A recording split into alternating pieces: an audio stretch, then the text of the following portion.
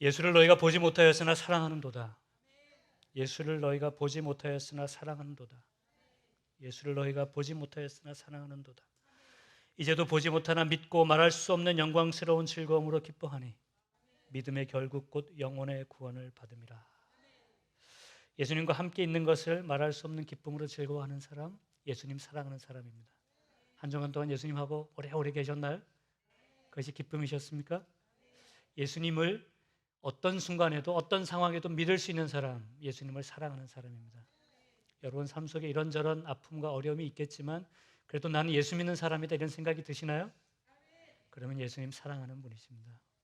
그리고 예수님이 믿을 만한 사람이 되는 것, 듬직한 믿음의 사람이 되는 것, 그것이 예수님 사랑하는 것입니다.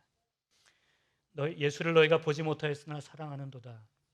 예수님 사랑하는 여러분들 되시기 바랍니다. 예수님을 사랑할 수밖에 없는 이유, 제가 금방 읽었던 9절 말씀 끝에 보면 영혼의 구원을 받음이라 그렇게 기록하고 있습니다. 지난주 말씀 마지막 부분이죠. 영혼의 구원을 받음이라. 우리에게 예수님을 통해 구원이 왔기 때문입니다. 예수님께서 피 흘려 주셨기 때문입니다. 그래서 우리는 베드로전서를 읽으면서 2절에서 핏부림을, 그리스도의 핏부림을 얻기 위하여 하나님께서 우리를 선택하셨다, 그 말씀을 몇 주에 걸쳐서 묵상하고 있습니다. 우리가 하나님을 알기도 전에 하나님은 우리를 먼저 사랑하셔서 그 아들을 십자가에 못 박으시고 그 피로 우리를 구원해 주셨습니다. 예수님을 사랑할 수밖에 없는 이유입니다. 그 피 흘림을 통해 우리는 깨끗하게 씻어졌고 우리는 세상과 구별된 사람이 되었고 이제 우리는 하나님의 것이 되었습니다. 우리가 예수님을 사랑하는 마음이 없다면, 이 구원이 내 마음속에 감격적이지 않다면 우리는 다시 한번 우리 신앙생활을 돌아보아야 합니다. 도대체 이 구원이라고 하는 것이 무엇인지를 다시 한번 생각해 보아야 합니다. 우리는 구원을 너무 쉽게 생각하는 경우가 있습니다. 이것이 내게 얼마나 절실한지를 모르고 살아가는 거죠.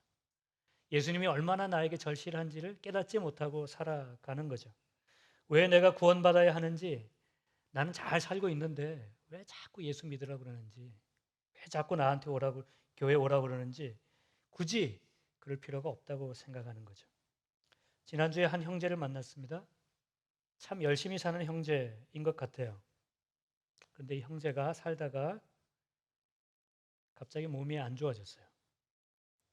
오른쪽 눈이 보이지 않게 되었답니다. 아직 50도 안 된 나이인데, 그래서 미국 와서 이게 힘드니까 병원에도 못 가고 그냥 그러고 있다가 어쩔 수 없이 병원에 처음, 뭐 10몇 년 만에 처음 의사를 찾았습니다. 의사 말이 아주 심각한 당뇨와 고혈압, 그리고 안 보이는 오른쪽 눈이 회복될 확률은 10%가 안 된다, 그렇게 얘기했다고 합니다. 그 와중에 하나밖에 없는 누님이 한국에서 뇌출혈로 소천했습니다. 화장실에 가서 볼일을 보다가, 그것도 왜 화장실인지 모르겠지만 화장실에 가서 볼일을 보다 갑자기 그 생각이 들었답니다. 이러다 내가 죽는 것인가? 내가 지금 죽는다면 나는 갈 데가 있나? 눈물이 막 흘렀대요. 이렇게 펑펑 울면서 마음속 저 한 구석에 있던 하나님께 기도했답니다.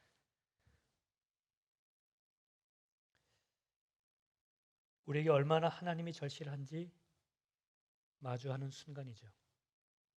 그것을 우리는 하나님을 만나는 순간, 우리의 실존을 경험하는 순간, 그렇게 말합니다. 예수님이 없으면 우리는 영원히 죽을 사람들입니다. 히브리서 9장은 이렇게 말합니다. 한 번 죽는 것은 사람에게 정해진 것이요 그 후에는 심판이 있으리니. 죽음이 끝이 아니라 그 이후에 하나님의 심판이 있습니다. 그리고 로마서 6장은 이렇게 말했습니다. 죄의 삭은 사망이요 하나님의 은사는 그리스도 예수 우리 주 안에 있는 영생이니라. 우리는 죄 때문에 하나님의 심판 앞에서 영원한 형벌과 사망, 죽음을 겪을 수밖에 없는 자들이지만 예수 그리스도 안에서 새 생명을 얻게 되는 것입니다. 이런 말을 아무리 해도 받아들이지 않는 사람들이 있고, 이런 말씀을 아무리 해도 느끼지 못하시는 분들이 있고, 이런 말씀을 아무리 피를 토하면서 얘기해도 전혀 관계없이 사는 분들이 계세요. 여러분 생각해 보면 폭탄이 날아와도 아무도 모를 수 있습니다. 그냥 가정입니다. 여기에 지금 폭탄이 날아오고 있다고 생각해 보세요. 아무도 몰라요. 그럼 그냥 이렇게 우리는 살아가겠죠. 그렇다고 폭탄이 날아오지 않는 건 아니지 않겠습니까? 내가 모른다고 없는 것이 아닌 것입니다. 내가 인정하지 않는다고 오지 않는 것이 아닌 것입니다. 하나님의 심판은 있고 우리는 절대적으로 구원을 받아야 하는 것입니다. 코로나 바이러스가 요즘 세상에 아주 큰 화제 중에 하나인데, 코로나라고 하는 말이 왕관이라는 뜻이라 그러죠. 그래서 자세히 현미경으로 보면 왕관 같은 것들이 거기에 이렇게 제가 보니까 이렇게 왕관 모양으로 이렇게 돼 있더라고요. 너무 이뻐요. 코로나. 그런데 이 찬란하게 아름다운 왕관 같은 바이러스가 우리 생명에 치명적이다. 이거를 먼저 말하는 의사가 있었어요. 중국 의사입니다. 리 웽리앙이라는 의사입니다. 작년 12월에 사스 같은, 어쩌면 그보다 더 치명적일 수 있는 바이러스다, 그렇게 말했다고 합니다. 그분 사진이 아마 있겠죠? 당국에서는 이걸 퍼뜨리면은, 이건 너 지금 거짓말하고 있으니까 이거 퍼뜨리면 안 된다. 그리고 당국에서는 경고를 했답니다, 이 사람한테. 근데 지금 뭐 사정이 어렵게, 지금 중국에서 800명 이상이 죽었고 코로나 바이러스에 감염된 사람이 3만 4천 명이 넘었습니다. 아무리 말해도 믿지 않고 아무리 말해도 듣지 않으면 멸망의 길을 면할 수 없습니다. 이 리 웽리앙이라는 의사는 환자를 돌보다가 자기도 코로나 바이러스에 감염이 되어서 얼마 전 2월 달에 생명을 잃었습니다. 말해도 믿지 않으면 피해를 피할 수 없습니다. 말해도 듣지 않으면 멸망을 면할 수가 없습니다. 죄는 치명적인 것입니다. 죄는 우리의 생명과 우리의 영원한 생명을 죽이는 것입니다. 아무리 그 말을 해도 그것을 믿지 않으면, 그것을 받아들이지 않으면 멸망을 면할 수가 없는 것입니다. 예수 그리스도의 복음이 우리에게 생명을 준다고 외치고 외쳐도 그 복음을 받아들이지 않으면 우리는 그 생명을 얻지 못하는 것입니다. 예수님은 여러분과 저를 위해 십자가에 달리셨습니다. 거기에 생명이 있습니다. 그 예수 그리스도를 굳건히 붙드시기 바랍니다. 이 구원이 얼마나 큰 것인지, 이 구원이 얼마나 가치 있는 것인지 베드로는 성도들에게 오늘 다시 오늘 말씀을 통해 설명하는 것입니다. 하나님께서 이것을 오래전에 계획하시고 오래전에 생각하셨다는 거죠. 하나님께서 깊이 계획하신 것이 오늘 우리에게 구원으로 주어졌다는 것입니다. 저희가 읽었던 베드로전서 1장 2절 말씀, 하나님 아버지의 미리 아심을 따라 하나님께서 모든 것을 계획하시고 모든 것을 아시고 여러분들에게 구원을 주시기 위해 이것을 예비하셨다는 것입니다. 성령이 거룩하게 하심으로 순종함과 예수 그리스도의 핏부름을 얻기 위하여 택하심을 받은 너희들. 에베소서 1장 3절에서 5절은 이렇게 말합니다. 찬송하리로다 하나님 곧 우리 주 예수 그리스도의 아버지께서 그리스도 안에서 하늘에 속한 모든 신령한 복을 우리에게 주시되, 하늘에 속한 모든 영적인 복을 여러분들에게 주셨습니다. 그것이 무엇이냐면 곧 창세 전에 그리스도 안에서 우리를 택하사. 언제 하나님께서 이 생각을 하셨다고요? 세상을 만드시기도 전에. 누구 안에서 우리를 택하셨다고요? 그리스도 안에서. 그것이 우리가 받은 구원입니다. 그냥 하나님이 아무 생각 없이 아무 뜻 없이 그냥 우리에게 주신 것이 아니고 하나님께서 이 세상을 만드시기도 전에 여러분들의 구원을 계획하시고 생각하시고 사랑하시고 여러분들에게 주셨다는 것입니다. 찬양에 그런 찬양 중에 있죠. 아주 먼 옛날 하늘에서는 당신을 향한 계획이 있었죠. 하나님께서 바라보시고 좋았더라고 말씀하셨네. 아주 먼 옛날, 여러분들이 알기도 전에 하나님은 여러분을 사랑하신 것입니다. 그리고 여러분들의 구원을 주실 계획을 세운 것이죠.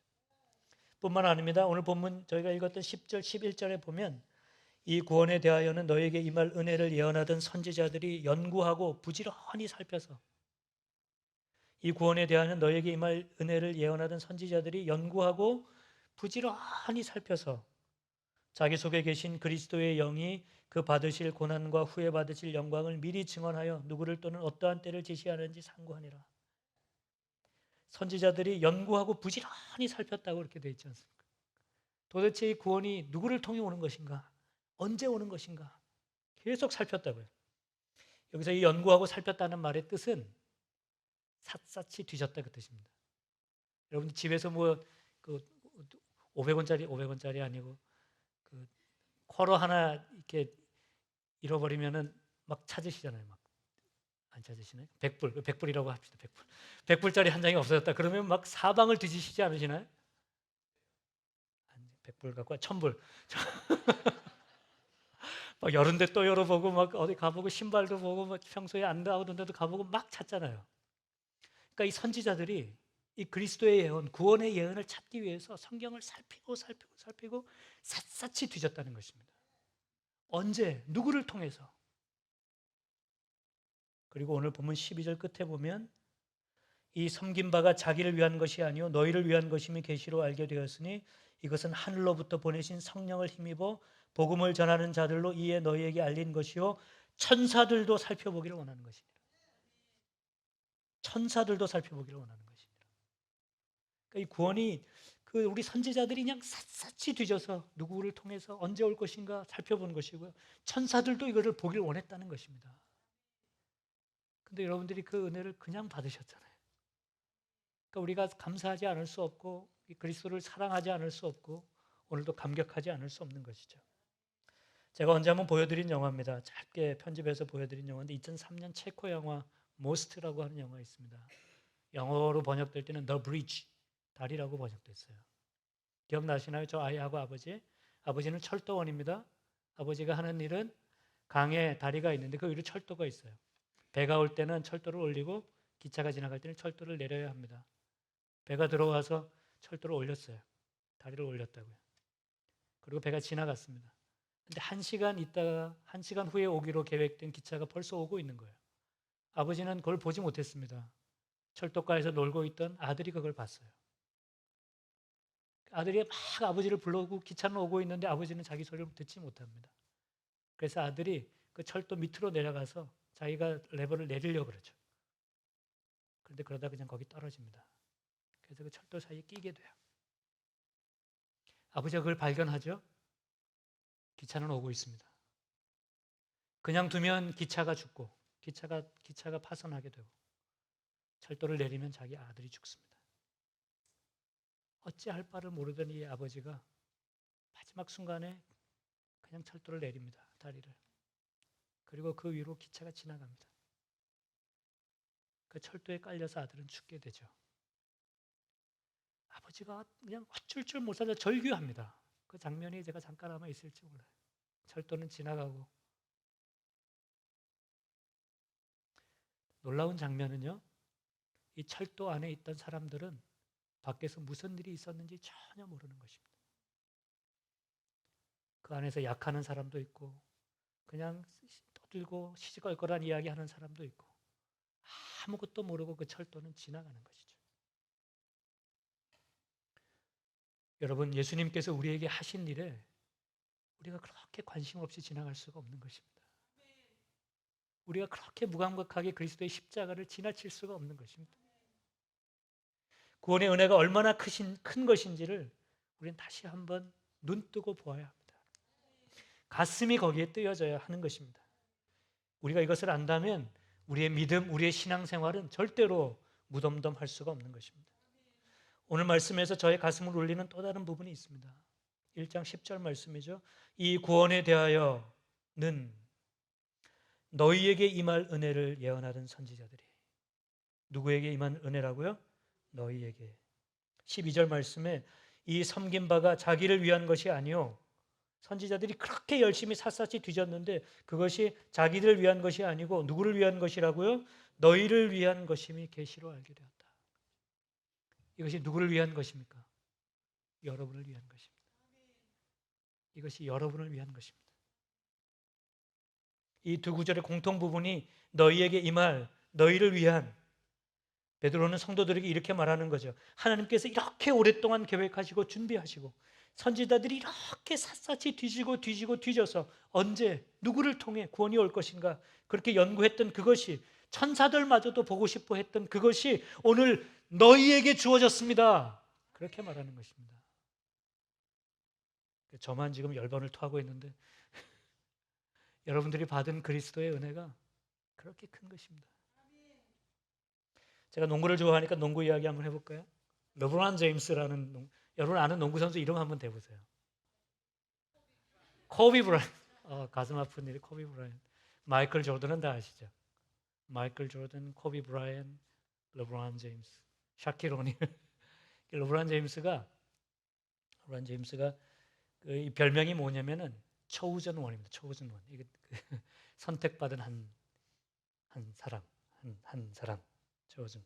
고등학교 때부터 이미 최초로, 역사상 최초로 고등학생이 하는 경기를 전국으로 중계를 했어요. 그 사람이 이 사람입니다. 르브론 제임스. 고등학교를 졸업하자마자 2003년에 NBA의 넘버원으로 드래프트 되죠. 클리블랜드로 가게 됩니다. 근데 기대를 저버리지 않고 수많은 상을 받게 됩니다. 근데 결정적으로 우승을 못했어요. 우승을. 그러다가 몇 년 있다가 2010년에 마이애미로 갑니다. 이 스포츠를 아셔야 이게 감동이 오는 건데, 그러니까 자기 고향이 그 오하이오거든요. 클리블랜드 오하이오에서 자기 고향 팀을 떠나서 나는 우승하고 싶으니까 마이애미로 이제 친구들하고 간 거예요. 그러니까 이 오하이오 팬들이 이 르브론 제임스 옷을 다 불태우고 세상에서 가장 나쁜 사람이 돼버린 겁니다. 마이애미에서 4년 있었어요. 4년. 그리고 2번 우승합니다. 그리고 4년 후에 다시 클리블랜드로 돌아옵니다. 목표는 한 가지. 내 고향 팀에게 우승을 안기겠다.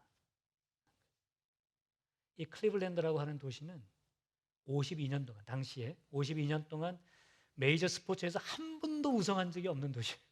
한 번도. 우승이라고는 맛보지 못한 도시. 그러다가 2016년에 결승전에 올라가게 됩니다. 그 결승 상대가 골든 스테이트 워리어스.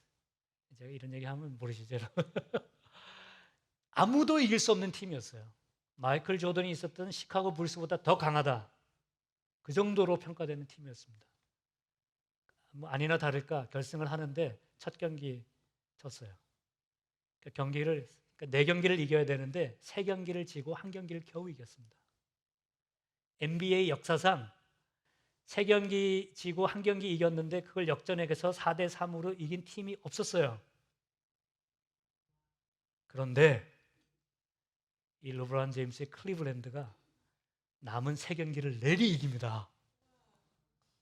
잘하셨어요, 권사님. 내리 이겨. 이게 기적이 일어난 거죠, 기적이. 가지고 이제 선수들이 막 열광적으로 좋아하는데 카메라가 비치면서 르브론 제임스를 잡는데 땅에서 통곡하고 있는, 머리를 파묻고 통곡하고 있어요, 땅에서. 르브론 제임스가. 그리고 이제 인터뷰 하잖아요, 경기 끝나고. 경기하고 인터뷰 하는데 이때 이 선수가 했던 한마디 제가 아직도 기억납니다. Cleveland, this is for you.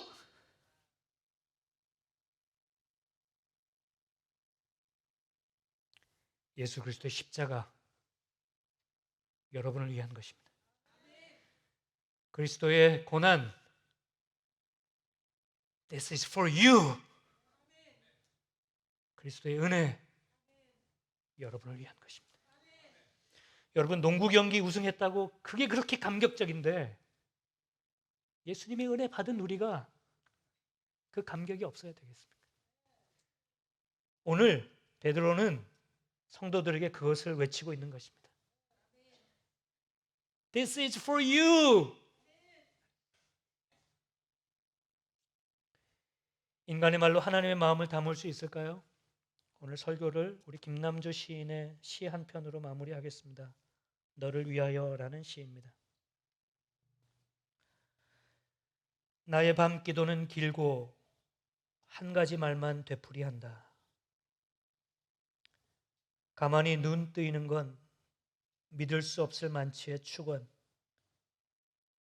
갓 피어난 빛으로만 속속들이 채워진 환한 영혼의 내 사랑아, 쓸쓸히 검은 머리 풀고 누워도 이적지 못 가져본 너그러운 사랑, 너를 위하여 나 살거니 소중한 것 무엇이든 너에게 주마. 이미 준 것은 잊어버리고 못다 준 사랑만 기억하리라. 나의 사람아, 눈이 내리는 먼 하늘에 달물이 보듯 너를 본다. 오직 너를 위하여 모든 것에 이름이 있고 기쁨이 있단다. 나의 사람아. 이 시의 제목이 너를 위하여입니다. 사랑하는 여러분, 그리스도의 복음 여러분을 위한 것입니다. 그 은혜를, 그 감격을 잊지 마시기 바랍니다.